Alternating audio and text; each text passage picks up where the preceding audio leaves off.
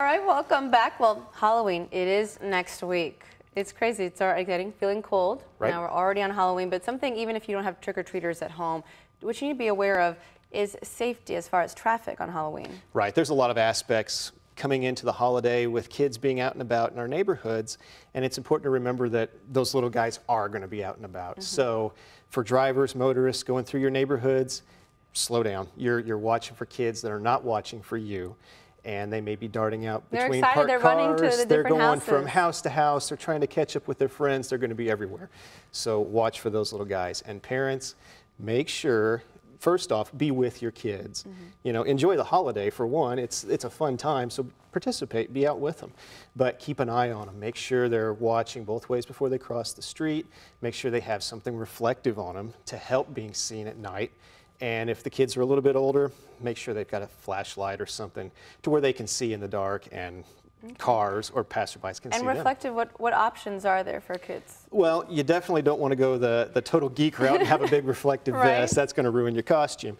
There's reflective tape that you can put it like on your legs or on your backside or back to where it's not interfering with the aesthetics, and kids aren't going to get mad. Don't ruin the costume. Right, but we want to make sure that you can still see them. So as soon as that light hits it in different angles, be like, oh, there's a ghoul or goblin crossing the street. Let's slow down and let them pass. Okay, and then talking about costumes, you were mentioning something of staying away from masks.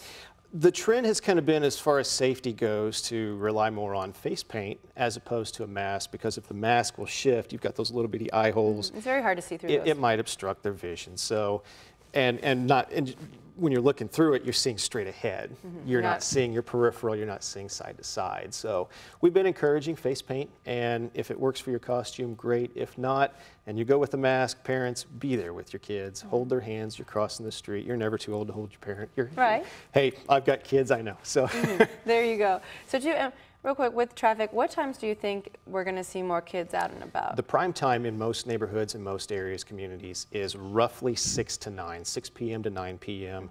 And it varies, some on that 5:30 or 6:30 to 8:30 or 9:30, but it's right around 6 to 9 is sort of the target times that you need to be making sure you're watching out for these little guys. And you're saying this is an issue. It's the most, what were you giving me that statistic earlier? As far as statistics go with pedestrian crashes, October 31st, it kind of goes along, it's steady. October 31st spikes with the number of pedestrian crashes happening involving children. Oh, wow. So there's a reason. It's because they're all running around, they're trying to have a good time.